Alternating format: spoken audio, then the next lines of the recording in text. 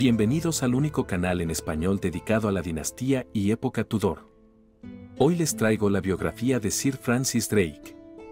Él fue un explorador y corsario inglés, mejor conocido por su circunnavegación del mundo en una sola expedición entre 1577 y 1580. Esta fue la primera circunnavegación inglesa y la segunda términos generales. Drake también es conocido por participar en los primeros viajes esclavistas ingleses. Fue la circunnavegación de Drake la que inauguró una era de conflicto con los españoles, y en 1585 comenzó la Guerra Anglo-Española. Él estaba al mando de una expedición a América que atacó los barcos y puertos españoles. Y cuando Felipe II envió la Armada Española a Inglaterra en 1588 como precursora de su invasión, Drake era el segundo al mando de la flota inglesa que luchó contra la flota española y la rechazó. Un año más tarde dirigió la Armada inglesa en un intento fallido de destruir la flota española restante. A pesar de su celebridad en Inglaterra, la figura de Drake es objeto de debate y controversia. Sus métodos, a menudo brutales y despiadados, lo han llevado a ser considerado tanto un héroe como un villano. En el Caribe y en las colonias españolas, su nombre es sinónimo de piratería y terror. Algunos historiadores critican sus acciones, argumentando que su búsqueda de riquezas y poder a menudo implicaba una violencia y explotación innecesarias. Mientras que otros lo defienden como un producto de su tiempo, un hombre que operaba en un mundo de competencia feroz y guerras imperiales. Este video está realizado gracias a las peticiones de Violeta del Carmen del Castillo, Harold Quintero y Henry Purcell. Espero que a ellos y a todos los suscriptores y miembros del canal les guste. Francis Drake nació en Crondale Farm, en Tavistock, Devon, Inglaterra. Su fecha de nacimiento no está registrada formalmente. Escritores como E. F. Benson han afirmado que nació mientras los 6 artículos de 1539 estaban en vigor, pero el historiador naval británico Julian Corbett, al escribir el relato de William Camden, en el que se basa esta información, escribe que también como un error de memoria, debemos dejar de lado su difícil afirmación de que Edmundo Drake fue expulsado de Devonshire durante una persecución en virtud de la ley de los 6 artículos de 1539. Su fecha de nacimiento se estima a partir de la redacción de textos de fuentes contemporáneas como la que afirma que Drake tenía 22 años cuando obtuvo el mando del Judith en 1566. Esto fecharía su nacimiento en 1544. Una fecha cerca de 1540 se sugiere a partir de 2 retratos. Uno en miniatura, pintado por Nicholas Hilliard en 1581, cuando supuestamente tenía 42 años, lo que situaría su nacimiento por el año 1539, mientras que el otro, pintado en 1594, cuando se decía que tenía 52 años, daría un año de nacimiento cerca de 1541. Se sabe que Drake era el mayor de los 12 hijos de Edmundo Drake, un granjero protestante, y su esposa, Mary Mill Valle. Se decía que el primer hijo llevaba el nombre de su padrino, Francis Russell, segundo conde de Bedford. Debido a la persecución religiosa durante la rebelión del libro de oración en 1549, la familia Drake huyó de Devon a Kent. Allí el padre de Drake obtuvo un nombramiento para ministrar a los hombres de la naviera del rey. Edmundo fue ordenado diácono y vicario de la iglesia Hope Church, en Medbay. A una edad temprana, Drake fue colocado en la casa de un pariente, el capitán de barco William Hawkins de Plymouth, y comenzó su formación marítima como aprendiz en los barcos de William Hawkins. A los 18 años ya era sobrecargo, según el cronista inglés Edmund House, y en la década de 1550, el padre de Drake le encontró un puesto al joven como propietario y patrón de una pequeña barca, uno de los pequeños comerciantes que navegaban entre el río Medbay y la costa holandesa. Es probable que Drake se dedicara al comercio a lo largo de la costa de Inglaterra, los Países Bajos y Francia. El capitán del barco estaba tan satisfecho con la conducta del joven Drake que, al morir soltero y sin hijos, le legó su barca.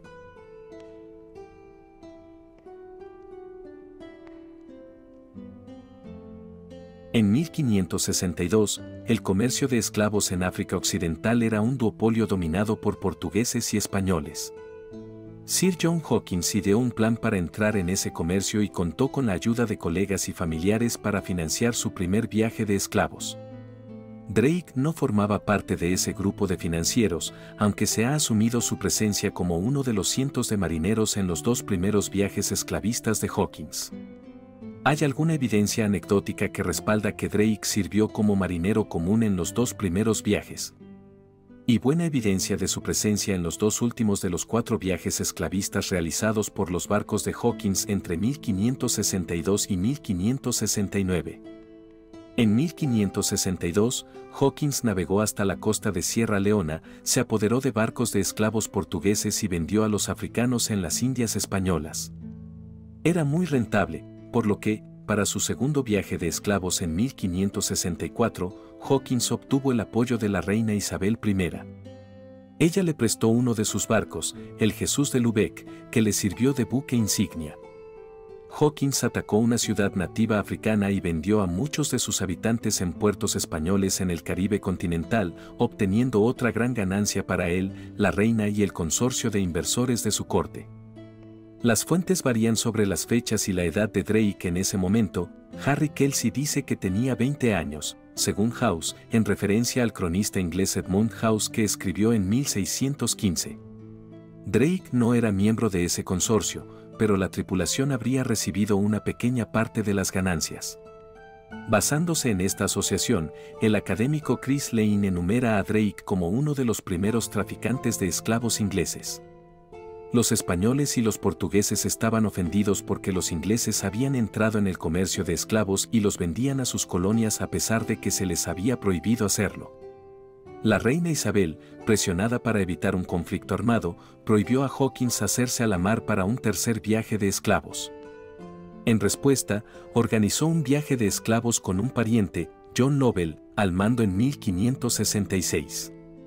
Drake acompañó a Lovell en este viaje. Aunque la empresa no tuvo éxito, ya que más de 90 africanos esclavizados fueron liberados sin pago. En 1567, Drake acompañó a Hawkins en su siguiente y último viaje conjunto.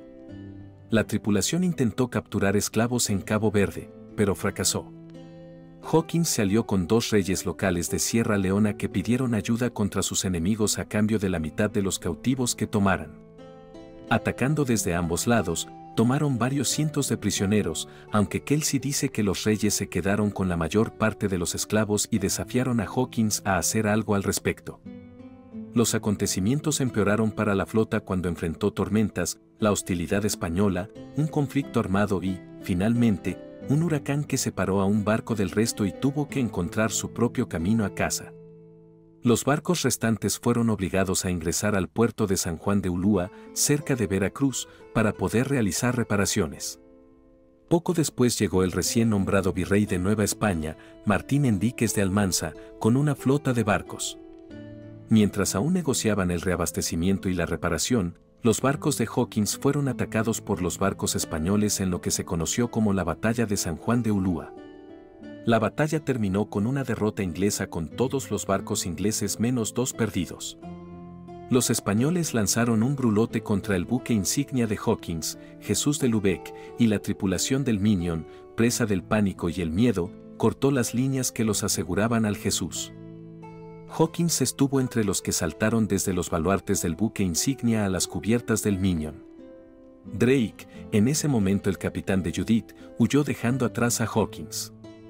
Este último escapó en el Minion y regresó cojeando a Inglaterra, donde decenas de sus hombres murieron en el camino y llegó con una tripulación de solo 15 personas. Cientos de marineros ingleses fueron abandonados. Después de regresar a Inglaterra, Hawkins acusó a Drake de deserción y de robar el tesoro que habían acumulado. Drake negó ambas acusaciones afirmando que había distribuido todas las ganancias entre la tripulación y que creía que Hawkins estaba perdido cuando se fue. El amargo final del cuarto viaje giró la vida de Drake en una dirección diferente.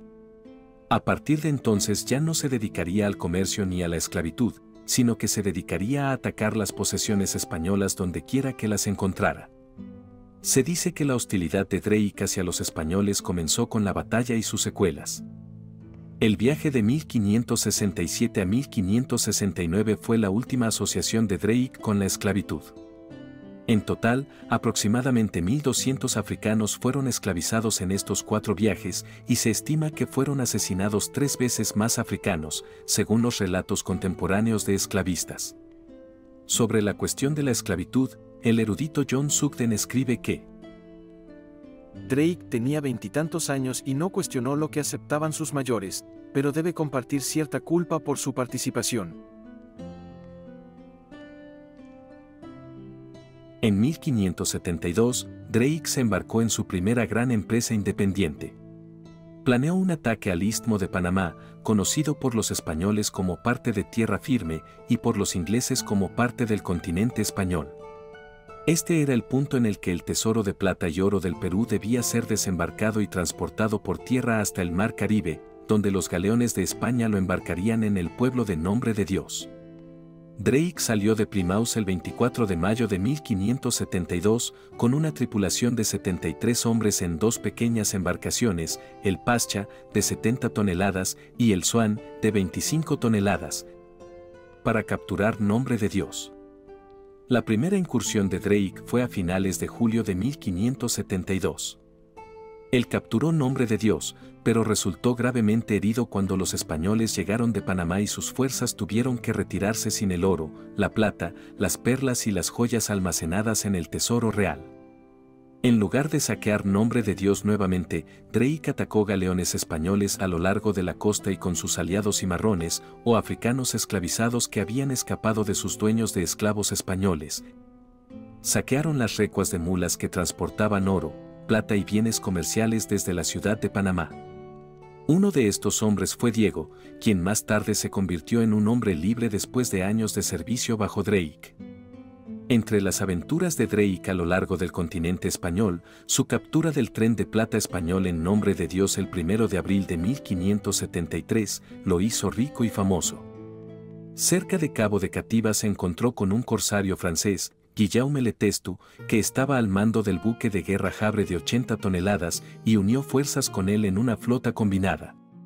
Drake había decidido interceptar la caravana de mulas en el río Campos, a 2 leguas de Nombre de Dios, y ordenó a los capitanes de sus pinazas que se reunieran con ellos en el río Francisca el 3 de abril para llevárselos después de la incursión. Los grupos de asalto combinados ingleses y franceses marcharon a través del bosque hacia el sendero, hasta 1 milla de la ciudad mientras los cimarrones realizaban un reconocimiento. A la mañana siguiente, 1 de abril, sorprendieron al convoy de mulas y se apoderaron de un tesoro por valor de más de 200,000 pesos. Después de su ataque al tren de mulas ricamente cargado, Drake y su grupo descubrieron que habían capturado alrededor de 20 toneladas de plata y oro. Enterraron gran parte del tesoro, ya que era demasiado para su grupo, y se llevaron una fortuna en oro. Un relato de esto puede haber dado lugar a historias posteriores de piratas y tesoros enterrados. Gravemente herido, Le Testu fue capturado y decapitado. El pequeño grupo de aventureros arrastró todo el oro y la plata que pudieron a través de unos 29 kilómetros de montañas cubiertas de jungla hasta donde habían dejado los barcos asaltantes. Cuando llegaron a la costa, los barcos ya no estaban. Drake y sus hombres, desanimados, exhaustos y hambrientos, no tenían a dónde ir y los españoles no se quedaban atrás. En este punto, Drake reunió a sus hombres. Enterró el tesoro en la playa y construyó una balsa para navegar en medio de un fuerte oleaje con 4 hombres 12 millas a lo largo de la costa hasta donde habían dejado 2 pinazas. Cuando Drake finalmente llegó hasta ellos, sus hombres se alarmaron por su apariencia desaliñada. Temiendo lo peor, le preguntaron cómo había ido el allanamiento. Drake no pudo resistir una broma y se burló de ellos luciendo desanimado. Luego se rió, sacó de su ropa un tejo de oro español y dijo: Nuestro viaje está hecho. En la segunda semana de agosto de 1573, había regresado a Plymouth.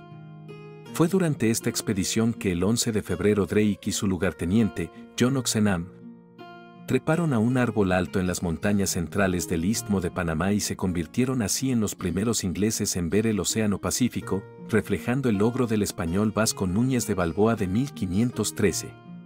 Los cimarrones habían cortado escalones en su tronco, sobre los cuales Drake y el líder cimarrón Pedro ascendieron a una plataforma en la cima del árbol gigante, donde se les unió Oxenham.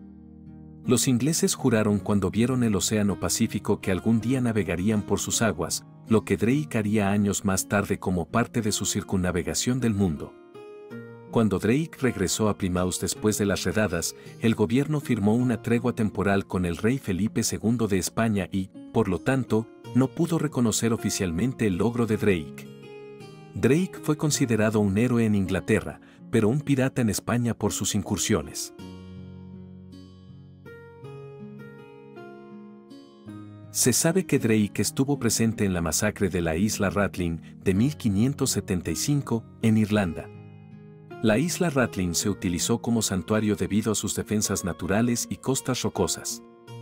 Cuando el viento soplaba del oeste, antiguamente era casi imposible desembarcar.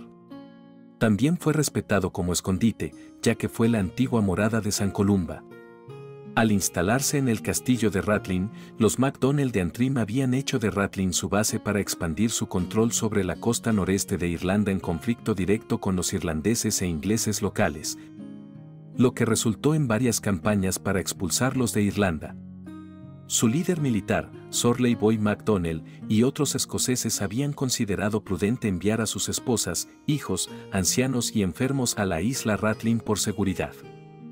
Siguiendo las instrucciones de Henry Sidney y el conde de Essex, Francis Drake y John Norreys tomaron el castillo por asalto. Drake usó 2 cañones para atacar el castillo y cuando los muros cedieron, Norreys ordenó un ataque directo el 25 de julio y la guarnición se rindió. Norreys estableció los términos de la rendición, tras lo cual el alguacil, su familia y uno de los rehenes recibieron un salvoconducto y todos los demás soldados defensores fueron asesinados. Y el 26 de julio de 1575, las fuerzas de Norreys cazaron a los ancianos, enfermos, muy jóvenes y mujeres que se escondían en las cuevas. A pesar de la rendición, mataron a los 200 defensores y a más de 400 civiles, hombres, mujeres y niños. Drake también recibió la tarea de impedir que los buques de refuerzo escoceses llegaran a la isla. Toda la familia de Sorley Boy MacDonnell murió en la masacre. Essex, quien ordenó los asesinatos, se jactó en una carta a Francis Walsingham, secretario de la reina y jefe de espías, de que Sorley Boy MacDonnell observó la masacre desde el continente con impotencia y estaba como si se volviera loco de dolor.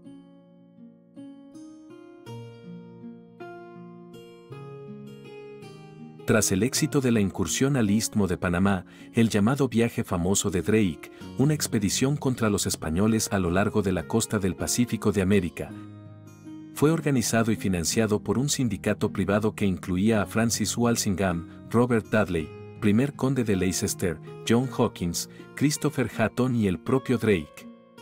Este último actuó según el plan elaborado por Sir Richard Grenville, quien en 1574 había recibido una patente real para ese propósito. Apenas un año después esta patente había sido rescindida después de que Isabel I conociera las intenciones de Grenville contra los españoles.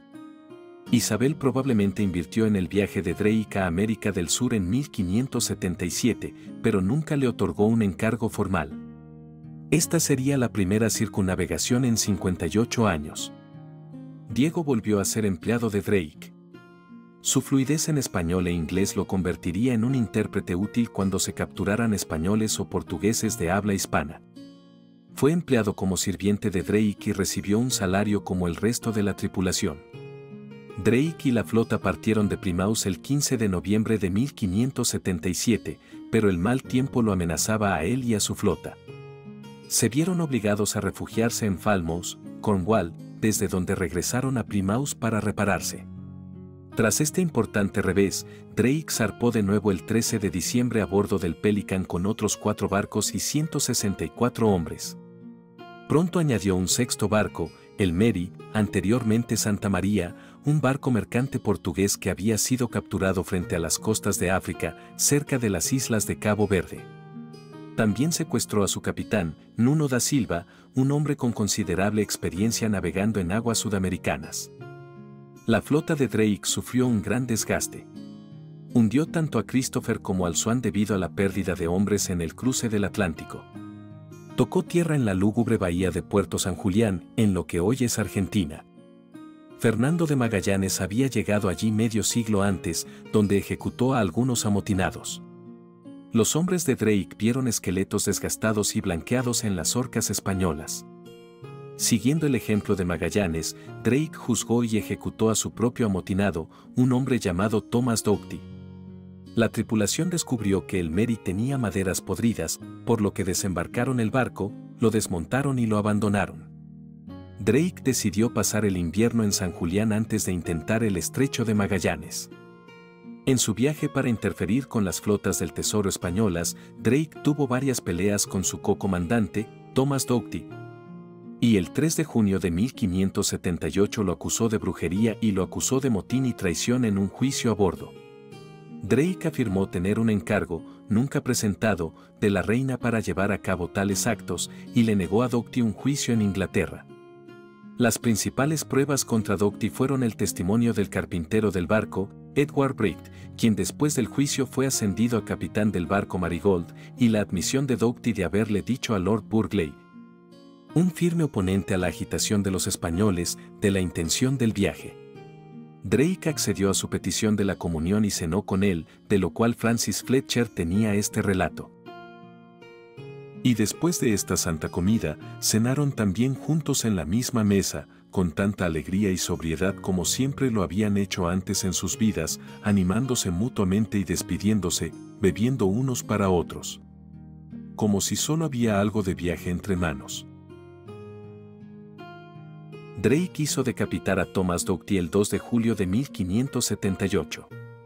Esta acción fue juzgada de manera muy diferente por diferentes contemporáneos. Los relatos de The World in Campest y de Richard Ackroyd defienden al corsario. Pero otras autoridades, como William Camden, prácticamente lo acusan de asesinar a Doughty, ya sea por celos de sus habilidades superiores o por orden del conde de Leicester. Como la conducta de Drake nunca fue cuestionada oficialmente, se debe suponer que se admitió la justicia y legalidad de la ejecución de Doughty. En enero de 1580, cuando Drake quedó varado en un arrecife frente al mar de Celebes, el capellán del barco, Francis Fletcher, en un sermón sugirió que los problemas del viaje estaban relacionados con la injusta desaparición de Doughty. Se dice que Drake encadenó al clérigo a la tapa de una escotilla y lo declaró excomulgado. Los 3 barcos restantes de su convoy partieron hacia el estrecho de Magallanes en el extremo sur de América del Sur.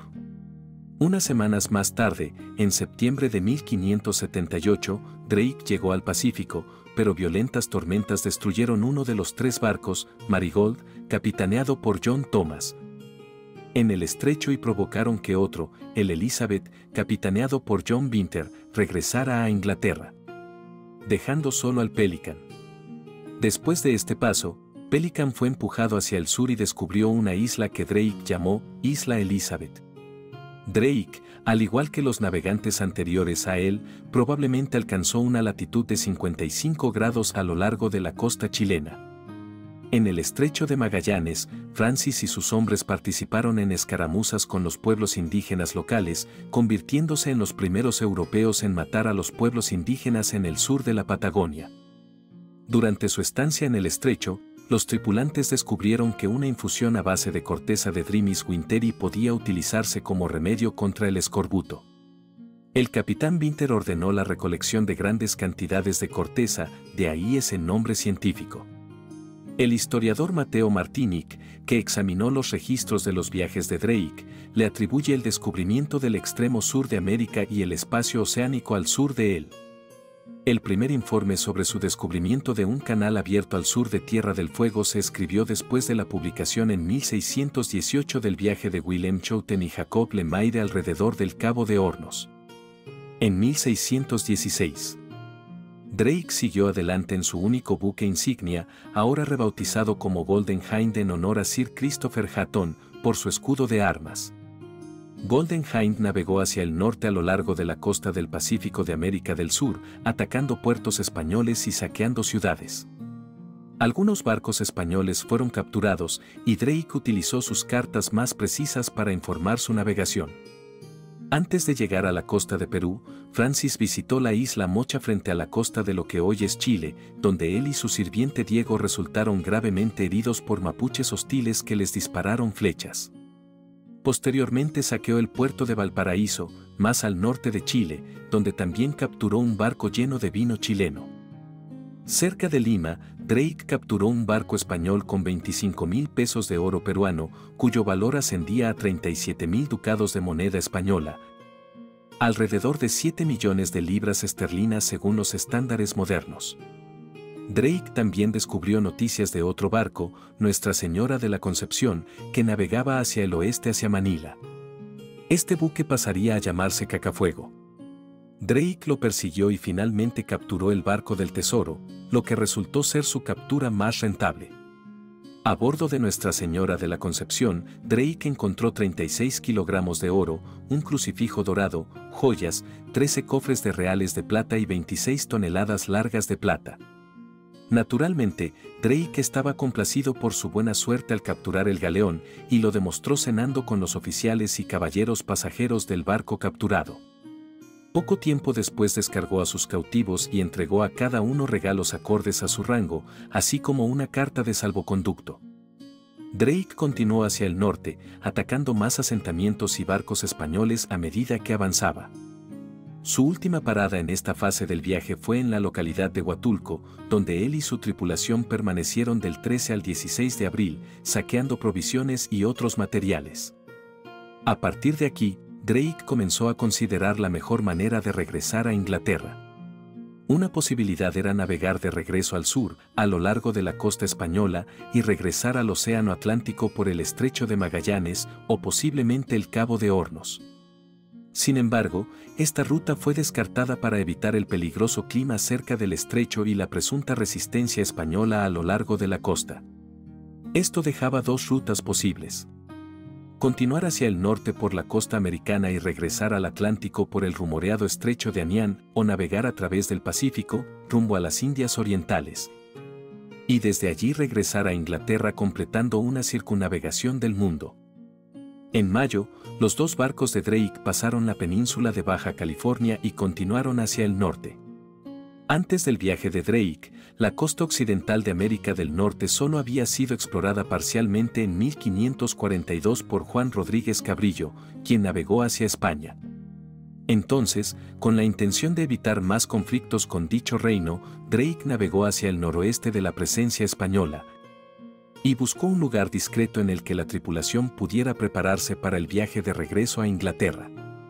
La extensión más septentrional de esta etapa de la expedición ha sido objeto de mucho debate académico, pero la mayoría de las fuentes coinciden en que Drake alcanzó una latitud de al menos 48 grados norte antes de regresar y dirigirse hacia el sur. El 5 de junio de 1579, el barco tocó tierra por primera vez brevemente en lo que hoy es South Cove, Cabo Arago, justo al sur de Coos Bay, Oregón, y luego navegó hacia el sur. El 17 de junio, Drake y su tripulación encontraron una cala protegida cuando desembarcaron en la costa del Pacífico de lo que hoy es el norte de California. Mientras estaba en tierra, reclamó el área para la reina Isabel I como Nova Albion.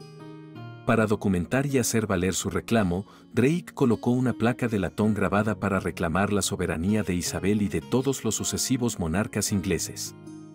Después de erigir un fuerte y tiendas de campaña en tierra, la tripulación trabajó durante varias semanas mientras se preparaban para el viaje de circunnavegación que les esperaba, carenando su barco, el Golden Hind, para limpiar y reparar eficazmente el casco. Drake tuvo interacciones amistosas con los locales y exploró las tierras circundantes a pie. Cuando su barco estuvo listo para el viaje de regreso, Drake y la tripulación abandonaron Nova Albion el 23 de julio y detuvieron el viaje al día siguiente cuando anclaron el barco en las Islas Farallón, donde cazaron leones marinos o focas. Drake abandonó la costa del Pacífico en dirección suroeste para aprovechar los vientos que llevarían su barco a través del Pacífico, y unos meses más tarde llegó a las Molucas, un grupo de islas en el Pacífico Occidental, en la actual Indonesia Oriental.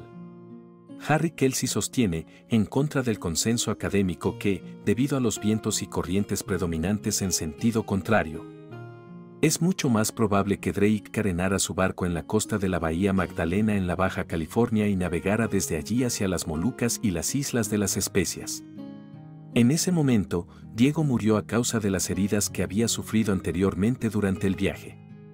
Más tarde, Golden Hind quedó atrapado en un arrecife y casi se pierde.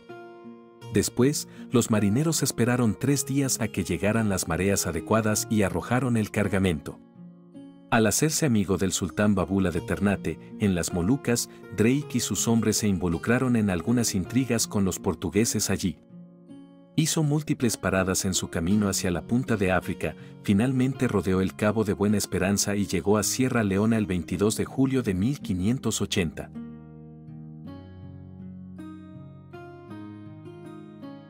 El 26 de septiembre de 1580, Golden Hind zarpó hacia Plymouth con Drake y los 59 tripulantes restantes a bordo, junto con un rico cargamento de especias y tesoros españoles capturados. La mitad del cargamento que correspondía a la reina superó el resto de los ingresos de la corona durante todo ese año. Drake fue aclamado como el primer inglés en circunnavegar la Tierra, y el suyo fue el segundo viaje de este tipo en llegar con al menos un barco intacto, después del de Elcano en 1520. La reina Isabel declaró que todos los relatos escritos de los viajes de Drake se convertirían en los secretos de la reina del reino, y Drake y los demás participantes de sus viajes, bajo pena de muerte, juraron guardar el secreto. Isabel tenía la intención de mantener las actividades de Drake ocultas a los ojos de la España rival. Drake obsequió a la reina una joya que conmemora la circunnavegación. Tomada como premio en la costa del Pacífico de México, la gema estaba hecha de oro esmaltado y llevaba un diamante africano y un barco con casco de ébano. Como muestra de agradecimiento, la reina le regaló la famosa joya Drake, un valioso colgante rodeado de diamantes, rubíes y perlas. Fue un regalo inusual para un plebeyo, y uno que Drake usó en un retrato de 1591 de Marcus Geeraerts. En un lado del colgante hay un retrato estatal de Isabel realizado por el miniaturista Nicholas Hilliard, en el otro, un camafeo en sardónice de bustos dobles, una mujer regia y un hombre africano. La joya de Drake es un raro superviviente documentado entre las joyas del siglo XVI y hoy se conserva en el Victoria and Albert Museum de Londres. La reina Isabel otorgó a Drake el título de caballero a bordo del Golden Hind, en Deptford, el 4 de abril de 1581. Le dijo al corsario en broma que había traído una espada dorada con la cual cortaría la cabeza de ese pirata notorio. Pero en lugar de eso, Isabel le dio la espada al diplomático francés, Monsieur de Marchaumont, que entonces estaba negociando para que ella se casara con el hermano del rey de Francia. Fue el enviado francés quien ofició la ceremonia de nombramiento. Al involucrar al diplomático francés en el nombramiento de caballero de su corsario, Isabel estaba ganando el apoyo político implícito de los franceses para las acciones de Drake. Durante la época victoriana, con un espíritu de nacionalismo, se promovió la historia de que la propia reina lo había nombrado caballero. Después de recibir su título de caballero, Drake adoptó unilateralmente el escudo de armas de la antigua familia Draketeas, de Devon, con quien afirmó un parentesco distante pero no especificado.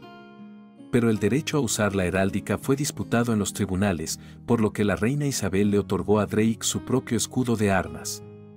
El logro heráldico y el escudo de armas de Drake contienen el lema Sic Parvis Magna, que significa grandes logros desde pequeños comienzos. Una mano que sale de las nubes lleva la etiqueta Auxilio Divino, que significa con ayuda divina. Drake se convirtió por primera vez en miembro del Parlamento durante la última sesión del Cuarto Parlamento de Isabel I, el 16 de enero de 1581, para el distrito electoral de Camelford. No participó activamente en este punto, y el 17 de febrero de ese año se le concedió un permiso de ausencia, según se dijo, para cubrir ciertos asuntos necesarios al servicio de su majestad. Drake se convirtió en alcalde de Plymouth en septiembre de 1581. Durante su mandato, instaló una brújula en la ciudad y aprobó una ley que regulaba el comercio local de sardina. Durante su mandato como alcalde, Drake contrató la construcción de un canal para traer agua del río Meavi y construir 6 nuevos molinos en él, de los que obtuvo una ganancia sustancial. Drake volvió a ser miembro del Parlamento en 1584 por Bosini, tras la formación del quinto Parlamento de Isabel I. Sirvió durante la duración del Parlamento y participó activamente en cuestiones relacionadas con la marina, la pesca, la colonización estadounidense temprana y cuestiones relacionadas principalmente con Devon. El tiempo que abarcaron las 2 legislaturas siguientes lo dedicó a otras tareas y a una expedición a Portugal.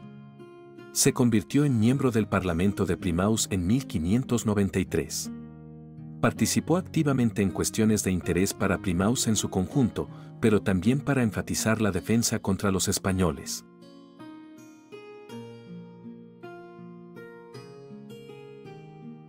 La guerra estalló entre Inglaterra y España en 1585, tras la firma del Tratado de Nonsuch. La reina Isabel, a través de su secretario principal Francis Walsingham, ordenó a Sir Francis Drake que encabezara una expedición para atacar las colonias españolas en una especie de ataque preventivo. Una expedición salió de Plymouth en septiembre de 1585, con Drake al mando de 21 barcos con 1.800 soldados al mando de Christopher Carleill. Primero atacó Vigo en España y ocupó el lugar durante 2 semanas pidiendo suministros. Luego saqueó Santiago en las islas de Cabo Verde, después de lo cual la flota cruzó el Atlántico, saqueó el puerto de Santo Domingo y capturó la ciudad de Cartagena de Indias en la actual Colombia. En Cartagena, Drake liberó a 100 turcos que estaban esclavizados. El 6 de junio de 1586, durante el tramo de regreso del viaje, atacó el fuerte español de madera en San Agustín en la Florida española e incendió la ciudad hasta los cimientos. Después de las incursiones, buscó el asentamiento de Sir Walter Raleigh mucho más al norte, en Roanoke, que reabasteció y también se llevó consigo a todos los colonos originales antes de que Sir Richard Grenville llegara con suministros y más colonos. Finalmente llegó a Inglaterra el 22 de julio, cuando navegó hacia Portsmouth y donde recibió una bienvenida de héroe. En parte para evitar futuros ataques de este tipo por parte de corsarios ingleses y holandeses contra los intereses españoles en América, Felipe II ordenó una invasión planificada de Inglaterra. El 15 de marzo de 1587, Drake aceptó un nuevo encargo con varios propósitos. Interrumpir las rutas marítimas para frenar los suministros desde Italia y Andalucía a Lisboa, molestar a las flotas enemigas que se encontraban en sus puertos de origen y capturar barcos españoles cargados de tesoros. Drake también debía enfrentarse y atacar a la armada española si ésta ya hubiera zarpado hacia Inglaterra. Al llegar a Cádiz el 19 de abril, Drake encontró el puerto lleno de barcos y suministros mientras la armada se preparaba y esperaba un viento favorable para lanzar la flota al ataque. En las primeras horas del día siguiente, Drake presionó su ataque hacia el puerto interior e infligió graves daños. Las afirmaciones sobre las pérdidas exactas de los barcos españoles varían. Drake afirmó que había hundido 39 barcos, mientras que los españoles admitieron la pérdida de solo 24. El ataque se conoció como el Chamusco de la Barba del Rey y retrasó la invasión española un año. Durante el mes siguiente, Drake patrulló las costas ibéricas entre Lisboa y el Cabo de San Vicente, interceptando y destruyendo barcos en las líneas de suministro españolas. El corsario estimó que había capturado entre 1.600 y 1.700 toneladas de duelas de barril, suficiente para fabricar entre 25.000 y 30.000 barriles para contener provisiones. La expedición resultó en un beneficio total para Inglaterra de alrededor de 140.000 libras esterlinas, de las cuales unas 18.000 libras esterlinas fueron para Drake.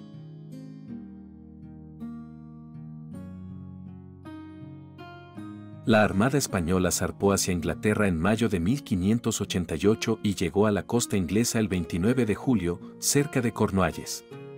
Una flota inglesa compuesta por 55 barcos partió de Plymouth para enfrentarse a la Armada, bajo el mando de Lord Howard de Effingham, con Sir Francis Drake como vicealmirante, al mando desde el galeón Venganza.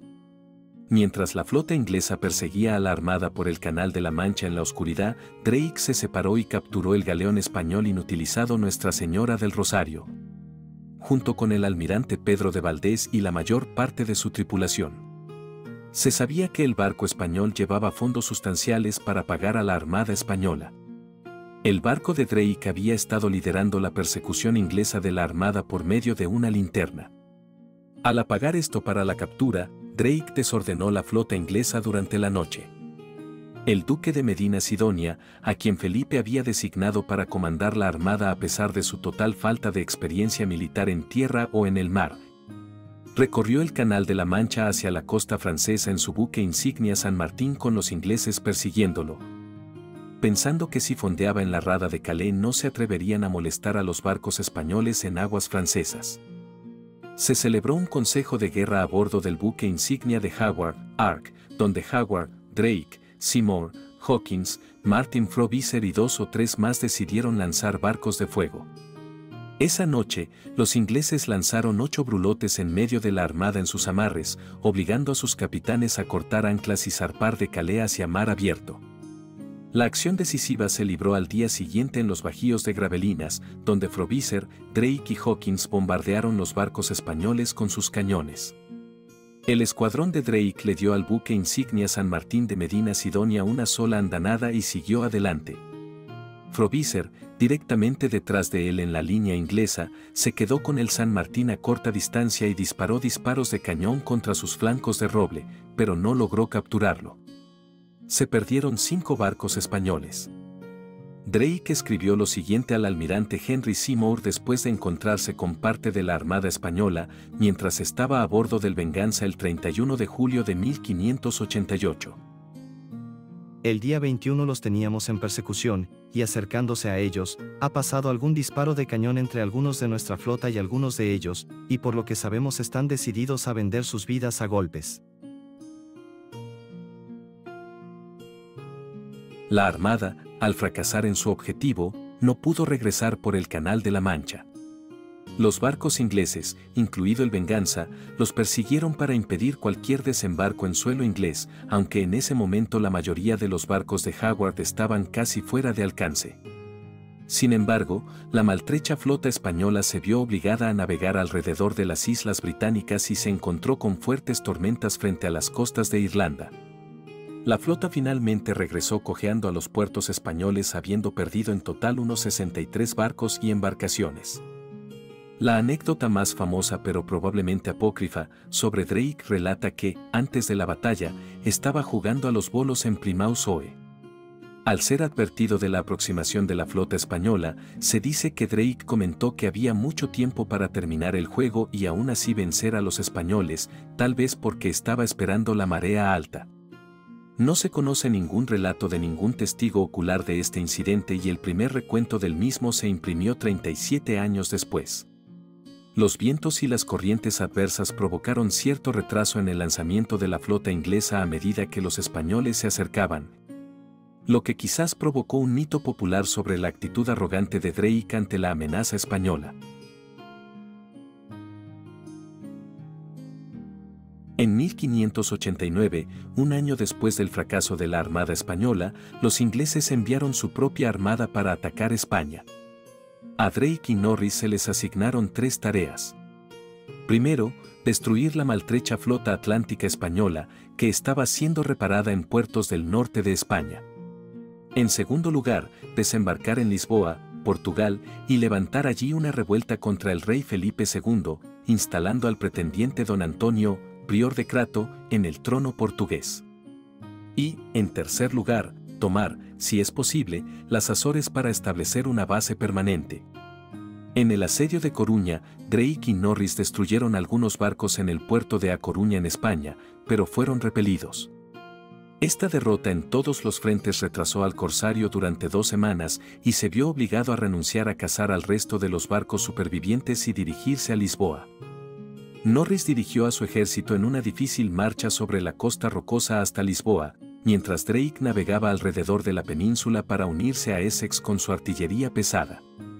Las tropas de Norris estaban enfermas y agotadas cuando llegaron a los límites occidentales de la ciudad, por lo que exigió que don Antonio reuniera provisiones y hombres para luchar por su causa entre la población local, o el ejército se retiraría. Drake, en contra de los planes acordados, había anclado su flota en la desembocadura del estuario del Tajo. En lugar de correr el riesgo de navegar más allá de los tramos bien defendidos del Tajo para traer los cañones pesados y las municiones que tanto necesitaba. La rebelión prevista nunca se materializó y la campaña terrestre fue un fracaso total, por lo que Norris, con su ejército y Antonio, se reembarcaron para intentar capturar la flota del Tesoro. El clima no les favoreció, por lo que finalmente zarparon hacia casa. Sin embargo, Drake quiso expiar tan amargo revés y, para no regresar con las manos vacías y con la moral de sus tropas hundida, hizo una fugaz parada en las Rías Gallegas, saqueando la indefensa localidad de Vigo durante 2 días y arrasándola hasta los cimientos. Esta abusiva manifestación no dejó ileso al corsario, que perdió en tierra a cientos de hombres más, además de nada menos que 200 heridos. Las crecientes defensas de los habitantes y la llegada de milicias procedentes de Portugal volvieron a hacer retroceder a los barcos. 2 de los barcos que regresaban a Plymouth fueron capturados en el Golfo de Vizcaya por una escuadra de sabras dirigida por el capitán Diego de Aramburu. El fracaso costó la vida a 11.000 soldados y marineros ingleses. Según Buchholz-Key, Robert Hutchinson dice que murieron entre 8.000 y 11.000, mientras que Gorrochategui Santos calcula la cifra en más de 20.000. A su regreso, el comportamiento de Drake en la expedición fue cada vez más cuestionado, culminando con el hecho de que el Consejo Privado de Inglaterra lo acusara de fallas deliberadas y mal manejo de su mando. A pesar de que nunca fue amonestado públicamente por estos cargos, el corsario cayó en desgracia y no se le dio el mando de otra expedición naval hasta 1595.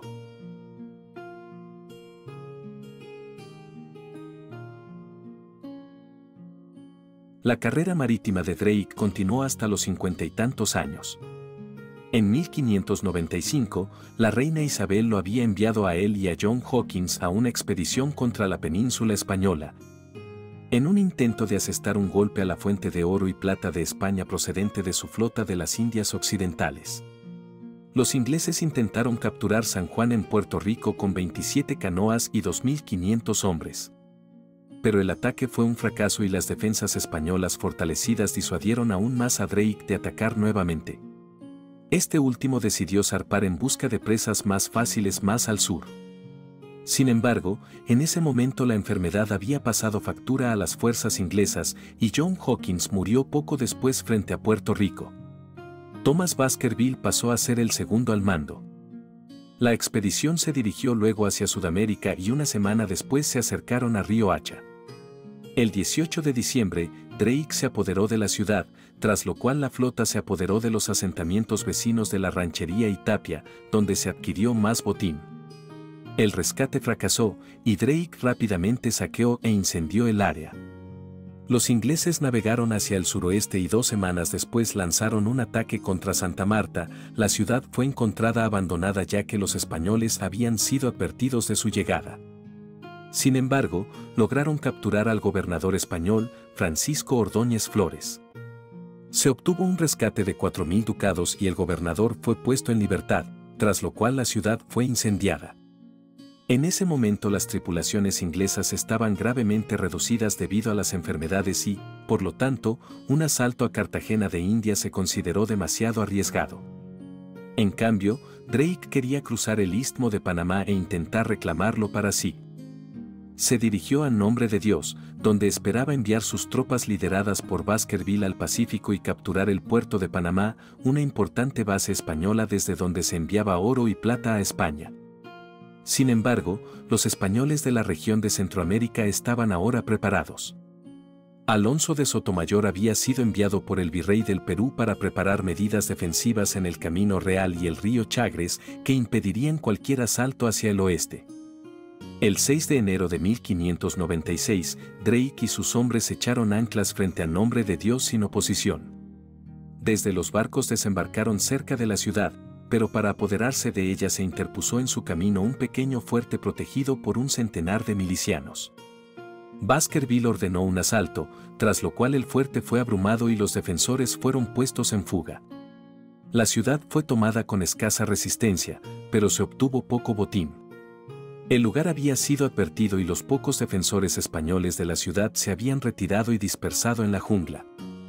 Drake se quedó durante 2 semanas y rescató la ciudad, pero al no recibir respuesta ordenó que la destruyeran y la incendiaron. Todos los barcos en el puerto fueron saqueados minuciosamente, tras lo cual fueron destruidos o quemados. Aunque no se encontró dinero en el pueblo, se descubrió una torre de vigilancia en la cima de una colina cercana que contenía un cofre de plata junto con 2 lingotes de oro, algunas perlas y otros objetos de valor. Para limpiar los alrededores de los grupos de españoles al acecho, Baskerville eligió una fuerza de 750 hombres. El 20 de enero emprendieron la peligrosa marcha por el antiguo Camino de Panamá. Ocuparon el pequeño asentamiento de Venta de la Quebrada 2 días después, pero al tercer día, después de una agotadora marcha de casi 30 millas bajo una lluvia incesante y una alta humedad, Baskerville se encontró frente a un desfiladero cerca de otro asentamiento de Capirilla. Más adelante el terreno se hacía más escarpado y la carretera estaba dominada desde arriba por una colina amenazadora. Rodeando la cima del cerro se encontraba una impresionante estructura defensiva compuesta por un desfiladero con una batiz impenetrable. Defendiendo este fuerte había alrededor de 70 tropas españolas al mando del capitán Juan Enríquez Conabut, atrincheradas para impedir el avance inglés a través del istmo.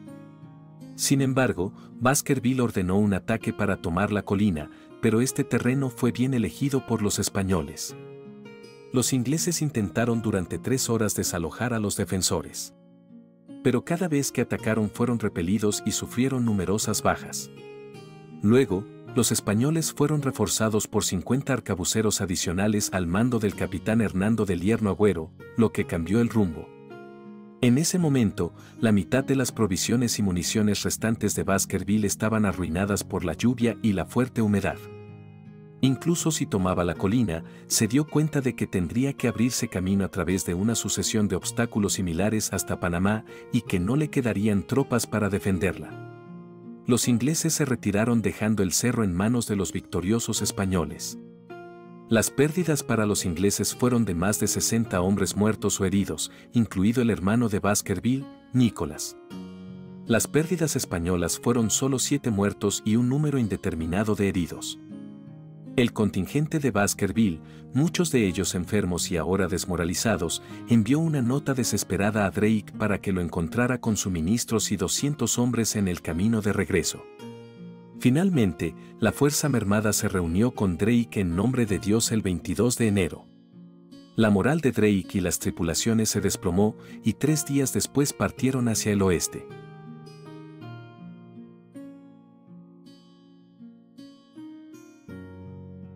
El 27 de enero, la flota de Drake ancló frente a la isla Escudo de Veraguas, pero en ese momento su fuerza estaba devastada por la enfermedad.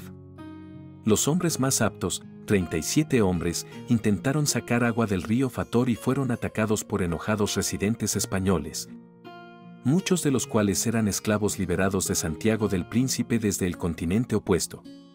Luego, el grupo inglés fue masacrado y solo un puñado escapó. Con esta amarga noticia, Drake ordenó a la flota navegar hacia el este, hacia Portobelo, pero a los pocos días él mismo padecía una disentería severa, una enfermedad común en ese momento. Unas semanas más tarde, el 28 de enero de 1596, Drake murió, a la edad de 56 años, mientras estaba anclado frente a la costa de Portobelo, donde algunos barcos del tesoro españoles habían buscado refugio. Tras su muerte, la flota inglesa se retiró derrotada. Antes de morir, se dice que el corsario pidió que le vistieran con su armadura completa. Fue enterrado en el mar, en un ataúd sellado revestido de plomo, cerca de Portobelo, a pocos kilómetros de la costa. Se supone que su lugar de descanso final está cerca de los restos de 2 barcos británicos, el Elizabeth y el Delight, hundidos en la bahía de Portobelo. Unos buzos encontraron los restos que se cree que pertenecen a los 2 barcos en 2011, pero los intentos de localizar el ataúd de Drake no han tenido éxito.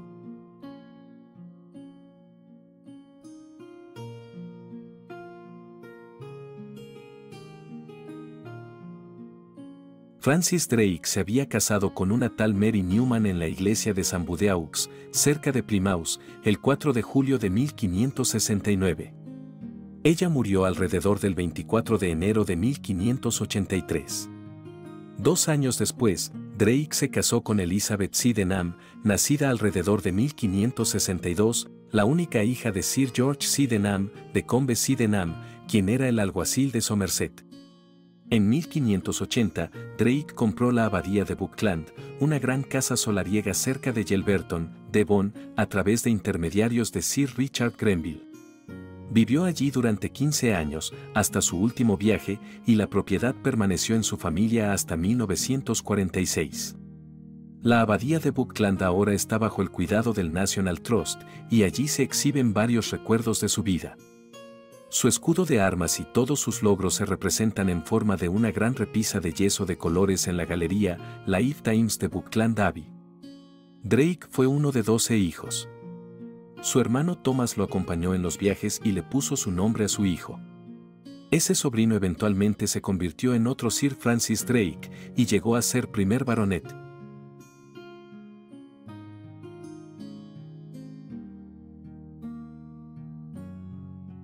Las fuentes históricas sobre los primeros años de vida de Drake son escasas y tienden a ser oscuras. Han resultado 2 tradiciones académicas comunes sobre su vida y contribuciones. La tradición más antigua se puede encontrar en la biografía de Julian Corbett, Drake and the Tudor Navy, de 1898, que identifica a Drake como la figura más importante en la fundación y el triunfo de la Marina Británica. El enfoque alternativo ubica a Drake directamente dentro del corso. El primero ha tendido a elogiar solo sus éxitos, mientras que Sugden escribe que el segundo enfoque, que enfatiza sus defectos y fracasos, a veces ha sido menos que justo. Drake no dejó palabras propias, solo sus acciones y su interpretación que, como dice Peter Whitfield, están abiertas a un profundo desacuerdo. Según Whitfield, los estudios sobre Drake han pasado del culto al héroe de los victorianos a la fría iconoclasia del siglo XXI. El testamento de Drake fue el foco de una extensa estafa de confianza que Oscar Hartzell perpetró en las décadas de 1920 y 1930. Por su parte, el llamado tambor de Drake se ha convertido en un ícono del folclore inglés con su variación del clásico motivo de la historia del rey dormido en la montaña. Drake fue el tema de una serie de televisión llamada Sir Francis Drake y transmitida entre 1961 y 1962. Terence Morgan lo interpretó en el drama de aventuras de 26 episodios. En Valparaíso, Chile, el folclore asocia una cueva conocida como Cueva del Pirata con Francis Drake. Cuenta una leyenda que cuando el corsario saqueó el puerto, quedó decepcionado por el escaso botín y procedió a entrar furioso en las iglesias para saquearlas y orinar en los cálices. Supuestamente encontró que el botín no valía lo suficiente como para subirlo a bordo de su galeón y por eso lo escondió en la cueva.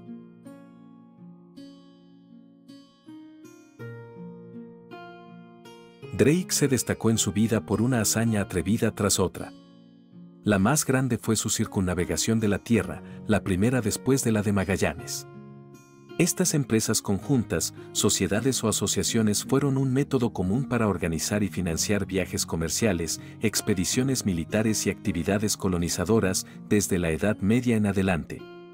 J. H. Perry las explica como asociaciones para llevar a cabo empresas comerciales. Por lo general no son corporaciones sino dispositivos para unir a un número de capitalistas o un número de socios o participantes activos en una empresa. Todos estos tipos de asociaciones bajo diversos nombres se empleaban en el comercio marítimo. Perry menciona también asociaciones de individuos formadas para emprender determinadas empresas, expediciones militares, por ejemplo, en nombre del Estado. Los ejemplos citados por Perry son italianos, pero señala que los holandeses y los ingleses se convirtieron en los alumnos más aptos de los italianos a este respecto. Como escribió el historiador isabelino John Stott, era más hábil que cualquier otro en todos los puntos de navegación. También tenía una memoria perfecta, gran observación, elocuente por naturaleza. En resumen, era tan famoso en Europa y América como Tamerlán lo fue en Asia y África. En casa la reputación de Drake era equívoca. Los compañeros capitanes lo encontraban poco confiable y egoísta. Sus víctimas entre los españoles, sin embargo, concedieron su admiración a regañadientes, ya que se le atribuyeron poderes diabólicos como navegante y se convirtió en el antihéroe de las obras literarias, en las que era celebrado por su cortesía hacia los prisioneros. Pero para los españoles también era, como señaló su embajador en Inglaterra, el maestro ladrón del mundo desconocido. Francis Drake era de estatura baja, de miembros fuertes, de cabeza redonda, cabello castaño, barba poblada, ojos redondos, rostro grande y claro, de rostro bien parecido y semblante alegre. Su vida estuvo dedicada al engrandecimiento personal y a la venganza dirigida contra España. Pero su leyenda influyó en la autopercepción inglesa, ya que se le atribuyeron hazañas de sangre fría, imperturbabilidad, improvisación, tenacidad y juego limpio, la mayoría de las cuales tienen poca o ninguna base real. El legado de Sir Francis Drake es multifacético y duradero, destacándose como un pilar en la historia naval y de exploración de Inglaterra. Como ya he dicho, uno de sus logros más notables fue ser el primer inglés en circunnavegar el globo entre 1577 y 1580, una hazaña que no solo demostró su destreza como navegante, sino que también amplió el conocimiento geográfico de la época y abrió nuevas rutas comerciales para Inglaterra. Su éxito inspiró a generaciones de exploradores y consolidó la reputación de Inglaterra como una potencia marítima emergente, lista para desafiar el dominio español en el Nuevo Mundo. Vimos también que Drake jugó un papel crucial en la derrota de la Armada Invencible en 1588. Su liderazgo y estrategias, como el uso de barcos incendiarios para desorganizar a la flota española, fueron decisivos en la victoria inglesa.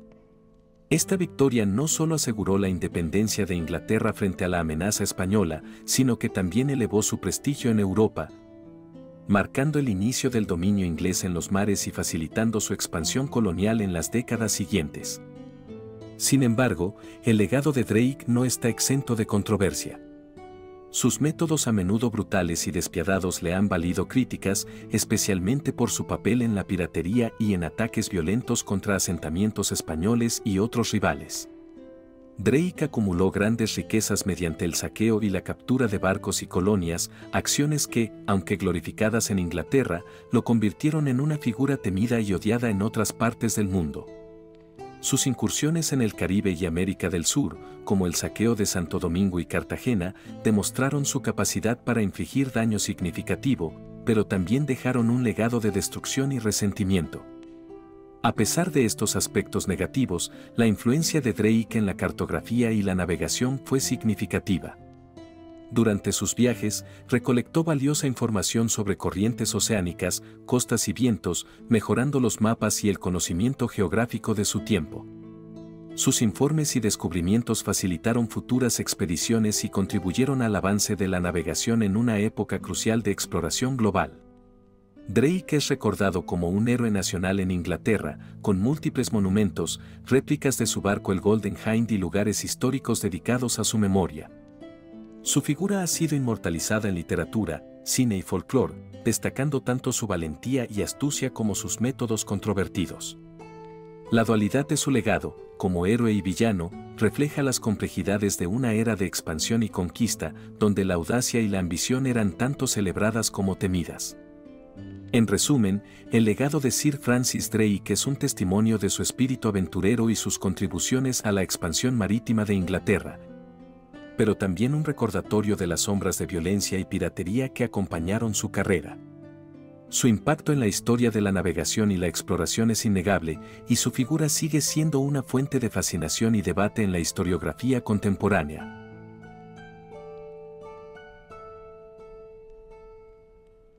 Y bueno amigos, hasta aquí la biografía sobre Sir Francis Drake, marinero y corsario inglés. Espero que les haya gustado. Y estaré al tanto de sus comentarios, los cuales agradezco de antemano. Háganme saber si conocen de algún otro dato o leyenda sobre su vida que no se haya mencionado aquí. No olviden darle me gusta, suscribirse al canal y activar la campanita de notificaciones para que estén al tanto de los estrenos que voy subiendo. Pueden también considerar unirse a las membresías del canal, ya que, como miembros, ustedes podrán tener acceso a material exclusivo, estrenos anticipados, entre otras ventajas. El enlace a las membresías se los comparto en la descripción de este material. Por último, quisiera agradecer una vez más a todos los suscriptores, miembros y comentaristas, ya que es gracias a ustedes que el canal continúa creciendo. Les deseo a todos un lindo día.